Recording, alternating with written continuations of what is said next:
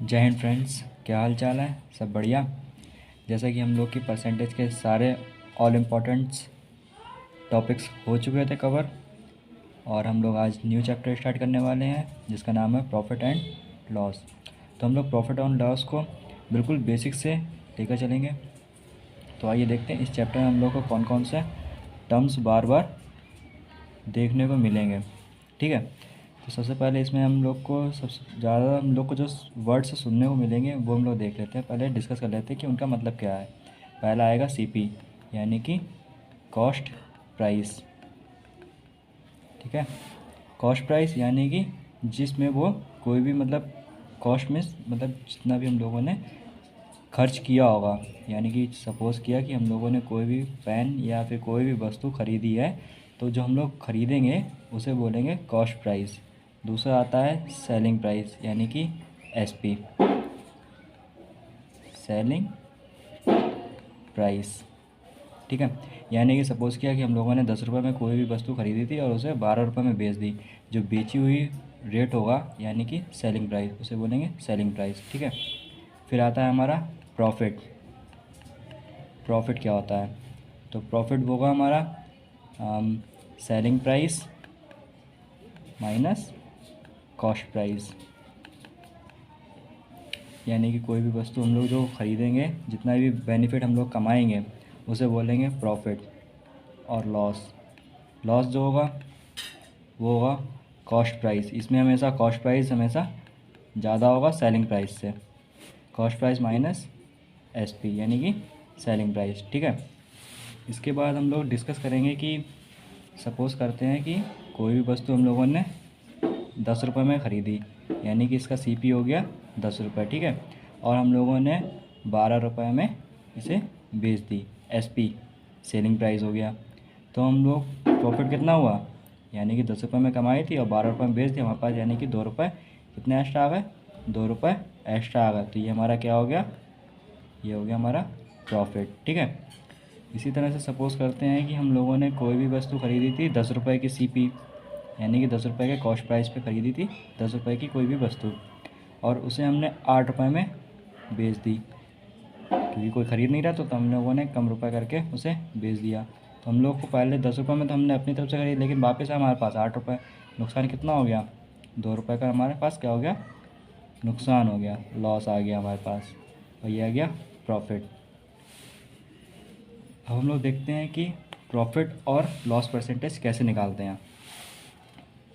Percentage के जितने भी इम्पोर्टेंट टॉपिक्स हैं, जितने भी कॉन्सेप्ट हैं, अगर वो आप लोगों ने नहीं देखे हैं तो प्लीज़ जाके हमारी परसेंटेज की प्लेलिस्ट बनी हुई है, उसमें से सारे टॉपिक्स आप देख सकते हैं।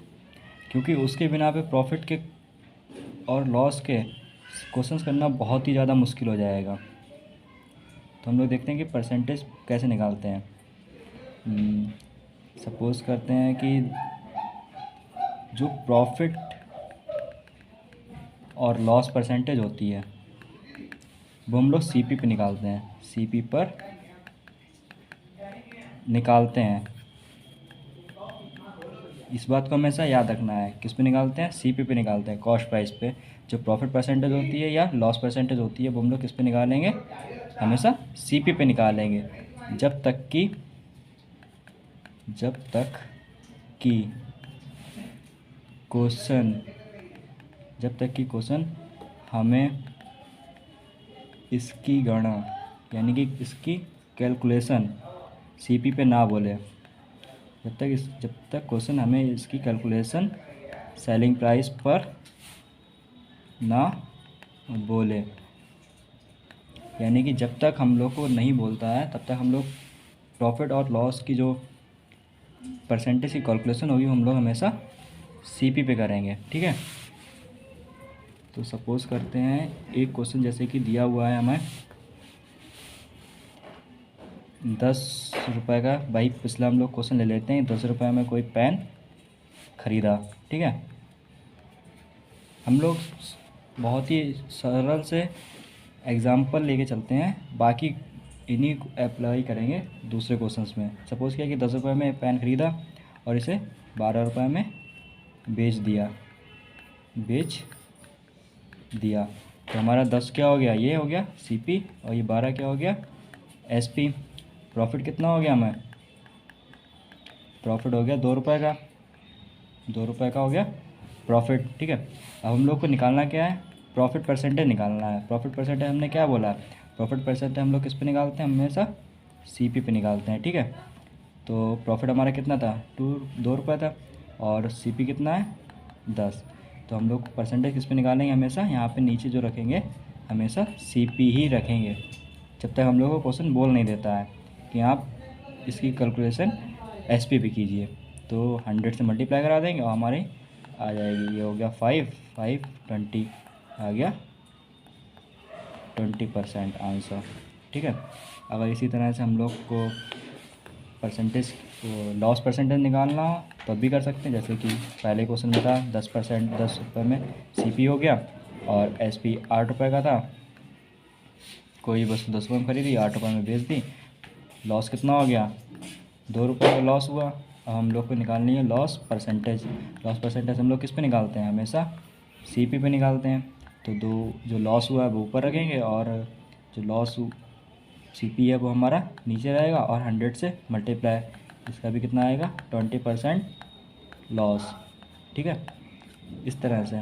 तो हम लोग देखते हैं कुछ इंपॉर्टेंट क्वेश्चंस, इंपॉर्टेंट तो नहीं है मतलब बेसिक्स क्वेश्चंस लेके चलते हैं, देखते हैं कि कैसे सॉल्व होंगे। देखते हैं क्वेश्चन क्या कर रहा है। किसी वस्तु को 264 में बेचने पर 10% का लाभ हुआ, तो वस्तु की कीमत बताइए। ठीक है, यहाँ पे बोल दिया है कि 264 रुपये में बेचा है, कितने में बेचा है, तो हमारे पास 264 रुपये, ये तो हो गया हमारा SP, सेलिंग प्राइस हो गया 264 रुपये। वस्तु की कीमत यानी कि CP हमसे पूछ लिया है कि कितना होगा, और प्रॉफिट परसेंटेज दे रखा है हमें, कितना दे रखा है 10%। ठीक है, सपोज़ कर लिया कि हमारे पास जो CP था वो कितना था 100% था, और जो 10% का हमें क्या हो गया प्रॉफिट हुआ, यानी कि 10 रुपये, तो ये 10% का हमें ये प्रॉफिट है, यानी कि इसमें ऐड हो जाएगा, तो ये हो गया 110%, ये हो गया हमारा SP। लेकिन अब दोनों तरफ से हम लोग अगर एक एक ज़ीरो हटा दें तो कोई दिक्कत नहीं है, तो 10% ये रख दे रहा है, ये रख दे रहा है, 11% रख दे रहा है SP। ठीक है, लेकिन यहाँ पे ये 11 नहीं है, SP की वैल्यू हमें दे रखी है 264, कितनी दे रखी है 264, तो ये 11 नहीं है, 11 कितना है 264 रुपये है, कितना है 264 रुपये। तो एक की वैल्यू कितनी हो जाएगी 10 की वैल्यू, अगर 11 की वैल्यू 264 है तो हमें वैल्यू निकालनी है किसकी, 10 की निकालनी है। 10 की वैल्यू निकालनी है, क्या कर देंगे, क्रॉस मल्टीप्लिकेशन मेथड बताया था, मल्टीप्लाई कर देंगे, x के बराबर आ जाएगा 11 24 10, हाँ 240 रुपीज़, SP आ गया 240 रुपीज़। क्रॉस मल्टीप्लिकेशन करेंगे और हमारा आंसर इतना आ जाएगा। इसी का हम लोग एक फ्रैक्शन बेस्ड मेथड होता है वो भी हम लोग कर सकते हैं। कैसे कर सकते हैं, 10% को कैसे चेंज करेंगे, फ्रैक्शन में चेंज करेंगे, 1/10 हो गया, 1/10 हो गया। तो जो ऊपर वाला होता है ये होता है हमारा प्रॉफिट, अगर प्रॉफिट परसेंटेज दी रखी है तो हम लोग का ये ऊपर वाला होगा जो प्रॉफिट होगा, और नीचे वाला हमेशा क्या निकालते हैं हम लोग, परसेंटेज का जो भी प्रॉफिट परसेंटेज या लॉस परसेंटेज होता है हम लोग किस पर निकालते हैं, हम लोग निकालते हैं हमेशा CP पे। तो हमारा नीचे वाला क्या होगा, हमेशा CP होगा। अगर हम दोनों को ऐड करेंगे तो हमारा बन जाएगा SP बन गया 11। तो जहाँ हम लोग ये लेके चले थे CP हमारा कितना था 10 ले लिया, आ गया इस तरह से, और SP कितना आ गया 11 आ गया। तो हम लोग जो लेकर चले थे वही हम लोग को वापस फिर से मिल जाता है। तो हम लोग इस क्वेश्चन को दोनों ही मेथड से कर सकते हैं। ठीक है, आइए देखते हैं दूसरा क्वेश्चन कैसा है।